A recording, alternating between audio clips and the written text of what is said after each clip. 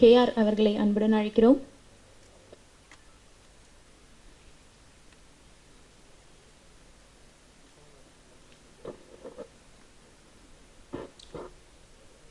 அனைவருக்கும் பணியான வணக்கத்தை தெரிவித்துக் கொள்கிறேன். தயாரிப்பாளர்கள் விஜயலட்சுமி, ராஜலட்சுமி, இதுவே கூட ஒரு படத்துக்கு தலைப்பாக வைக்கலான்னு நினைக்கிறேன். நல்ல ரைமிங்கா. முக்கியமாக அவர்களை எனக்கு அறிமுகம் கிடையாது, இருந்தாலும் இந்த வே ஆஃப் அப்ரோச்னு ஒன்று இருக்குது. அவங்க ஆக்சுவலாக நான் இல்லாத நேரத்தில் ப்ரொடியூசர் கவுன்சிலுக்கு வந்து இன்விடேஷன் கொடுத்து சிவா அவர்களை சந்தித்து கலந்துக்கணும் சார், எங்களுக்கு பேர் போடுறது இல்லை, அந்த அப்ரோச். அது நேற்று கூட அவனுக்கு எஸ்எம்எஸில் அனுப்பும்போது அவ்வளோ நாகரிகமாக, அதனாலே இந்த நிகழ்ச்சியில் கலந்துக்கணும்னு வந்த பிறகு தான் பார்க்கும்போது எஸ்ஜே சூர்யா, விஜய் சேதுபதி. ஸோ இன்றைக்கி அவங்க ஃப்ரெண்ட்ஸுக்காக வந்தாங்களோ என்னன்னு தெரியாது. ஸோ முக்கியமாக ஒரு புது தயாரிப்பாளர்கள் ஒரு ஆடியோ ரிலீஸோ ஒரு ஃபங்க்ஷன் பண்ணும்போது இண்டஸ்ட்ரியில் பிரபலமாக உள்ளவங்க, கடவுள் வந்து ஒருத்தரை சினிமாவிலே வந்து ஒரு உயர்ந்த ஸ்தானத்துக்கு எந்த தொழிலாக இருந்தாலும் வர்றதே வந்து மற்றவங்களுக்கு வந்து நம்ம பிரயோஜனமாக இருக்கணும். அது எந்த நடிகராக இருந்தாலும் சரி, யாராக இருந்தாலும் சரி, ஸோ மற்றவங்களுக்கு யூஸ் ஆகணும். அதுதான் இண்டஸ்ட்ரியினுடைய வளர்ச்சிக்கு காரணமாக இருக்கும். நம்மளும் வந்து நாளைக்கு இண்டஸ்ட்ரியில் வந்து ஏதாவது ஒரு சாதனை பண்ணணும்னு சொன்னால் அதுக்கு ஒரு அர்த்தமாக இருக்குது. அந்த அடிப்படையில் பார்க்கும்போது விஜய் சேதுபதி, எஸ்ஜே சூர்யா அந்த நிகழ்ச்சியில் கலந்துக்கிட்டதுக்காக உண்மையிலேயே நான் உங்களை நன்றி பூர்வம் பாராட்டும் கடும்பட்டிருக்கேன். ஏன்னா இது போல தான் சமீபத்தில்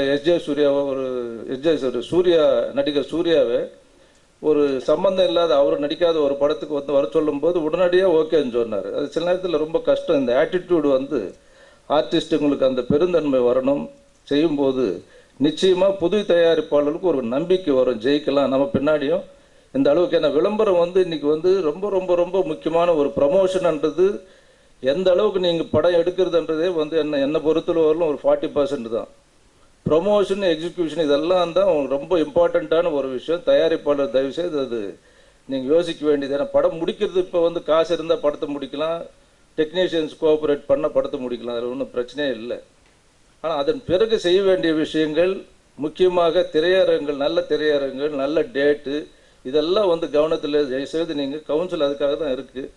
எப்போ வேணுமன்னாலும் நீங்கள் சங்கத்துக்கு வந்து எந்த நேரத்தில் இந்த படம் ரிலீஸ் பண்ணால் சரி. ஏன்னா பார்க்கும்போது உண்மையிலே நல்ல ரொம்ப நாளைக்கு அப்புறம் ஒரு டைரக்டர் வந்து பார்க்கும்போது அவருடைய முகத்திலே தெரியுது ஜெயிக்கக்கூடிய ஒரு டைரக்டர், அவர் ஃபேஸினுடைய இதுவே.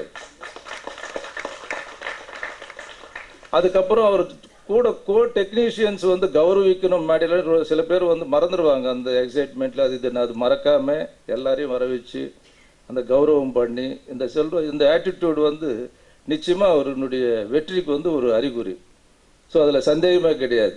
ஸோ ப்ரொடியூசர்ஸ் வந்து செலக்ட் பண்ண டீமே அருமையான டீம். நிச்சயமாக அவர்களுடைய முயற்சி வந்து வெற்றி பெறும். என்னுடைய வேண்டுகோள் திரையரங்கு உரிமையாளர்களுக்கு இப்படிப்பட்ட படங்கள் திரையிடுவதற்கு வாய்ப்பு கொடுக்கறதுக்கு இப்போ சமீபத்தில் நீங்கள் பார்க்கும்போது தியேட்டர்ன்றது ரொம்ப 3 படங்கள் 14 படம் தீபாவளிக்கு ரிலீஸ் ஆனது நாங்கள் பார்த்துருக்கோம். ஆனால் 3 படத்துக்கே திரையரங்கு கிடைக்காத ஒரு சூழ்நிலை வந்து உருவாகிட்டு இருக்குன்னு சொன்னால் நம்பர் ஆஃப் ஸ்க்ரீன்ஸ் இன்க்ரீஸ் பண்ணியிருக்காங்க. அது தப்பு கிடையாது. காரணம் பைரசி. அது வரும்போது அதை ப்ரொடெக்ட் பண்ணுறதுக்கு நம்பர் ஆஃப் ஸ்க்ரீன்ஸ் தேவை. அதே நேரங்களில் ஒரு சின்ன தவறு, ஒரு வேண்டுகோள் எனக்கு, சில படங்கள் நடிகரை வந்து சந்தோஷப்படுத்துவதற்காகவே கலெக்ஷன் இல்லைன்னாலும் 5 பேர் பார்க்குறாங்க, 3 பேர் பார்க்குறாங்க. ஆனால் வாடகை வாங்கிக்கிட்டு அந்த படங்களை 100 நாள் ஓட்டுன்ற கட்டாயத்துக்கு ஓட்டுறது வந்து தவறான ஒரு கருத்து. நிச்சயமாக இது வந்து கண்டிக்க வேண்டிய ஒரு விஷயம். தயவுசெய்து பத்திரிகை நண்பர்கள் வந்து, ஏன்னா மற்றவர்களுக்கு நீங்கள் வாய்ப்பு கொடுக்கணும். இப்போ வரக்கூடிய படங்களுக்கு வந்து தியேட்டர் கிடைக்காம வந்து தவிக்கக்கூடிய ஒரு சூழ்நிலையில் அவங்களுக்கு வாய்ப்பு நீங்கள் கொடுக்கணும். ஸோ அதுதான் ரொம்ப முக்கியமான ஒரு விஷயம். ஆக தயவுசெய்து பத்திரிகை நண்பர்கள் இது வந்து அண்டர்லைன் பண்ணி நீங்கள் எழுதுங்க பேப்பரில், தப்பே கிடையாது. எது வேணுமுன்னாலும் போடலாம் நீங்கள். காரணம் என்னென்னா இது வந்து இண்டஸ்ட்ரிக்கு ஏதாவது ஒரு பிரயோஜனமான விஷயம் சொன்னாவே ஒரு சில சுயநலவாதிகளுக்கு அதுவே மேடையில் வந்து கேஆர் இந்த கருத்து சொன்னார், அதுக்காக இது வந்து தப்பு, அது தப்புன்னு சொல்லி நான் எங்கே வேணுமன்னாலும் உறுதியாக தைரியமாக நான் வந்து என்னுடைய கருத்தை நான் சொல்லுவேன். அது யாரும் தடுக்க முடியாது.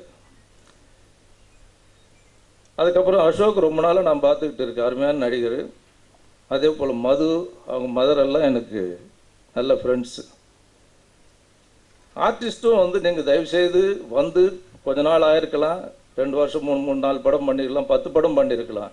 உதாரணத்துக்கு நான் சொல்கிறேன், விக்ரம் நடிகர் விக்ரம் வந்து ஃபஸ்ட்டு படம் டைரக்டர் ஸ்ரீதர், நான் அந்த படத்துக்கு நான் தான் டிஸ்ட்ரிபியூட்டர்னு நினைக்கிறேன், அவர் அறிமுகப்படுத்துகிறார். அவர் டைரக்டர் ஸ்ரீதர் சார் வந்து பெரிய ட்ரெண்ட் செட்டர், எல்லாருக்கும் தெரியாது. விக்ரம் வந்து அதுக்கப்புறம் பல படங்கள், அவர் கஷ்டப்படாத படமே 18 வருஷம் அவருடைய முயற்சி, தொடர்ந்து விடாமுயற்சியாக நடித்து, இல்லை என்ன சொல்ல வரேன்னு சொன்னால் 18 வருஷத்துலேயும் அவருக்கு வந்து ரெக்கக்னிஷன் கிடைக்கல. கடைசியாக அவருக்கு 18 வருஷத்துக்கு அப்புறம் தான் சேது என்ற படத்தில் தான் மாபெரும் நடிகர் என்ற ஒரு பேர் வருது. அந்த அளவுக்கு ஒரு நடிகர் கேரக்டர் கெடாமல் அவருடைய பிஹேவியரோ என்ன சில நேரங்களில் அந்த ஒரு வெறி இருக்கும், அந்த வைப்ரேஷன், அந்த வெறியில் என்ன பண்ணுவாங்கன்னு சொன்னால் வாய்ப்பு நம்ம முன்னாடி நம்ம திறமைக்கு வந்து அங்கீகாரம் இல்லை, ரெக்கக்னிஷன் இல்லைன்னு சொல்லும்போது ஒன்று ட்ரிங்க்ஸுக்கோ எதுக்கோ ஒரு அடிக்ஷன் ஆகிறதுக்கான வாய்ப்பு இருக்குது. அது இல்லாமல் அவர் வேலை இல்லாத நேரத்துல எல்லாம் டப்பிங் பண்ணுவார், இல்லை மற்ற ஏதோ ஒரு வந்து நடந்துக்கிட்டு இருக்கும். அப்படிப்பட்ட ஒரு திறமைசாலி வந்து கண்டுகொள்வதற்கு நமக்கு கிட்டத்தட்ட 18 வருஷம் ஆச்சு. ஆக இப்போ புதுசாக வரக்கூடிய நடிகர்கள் உடனடியே வந்து தலையாயிடணும், தளபதி ஆயிடணும்லாம் நினைக்காதீங்க.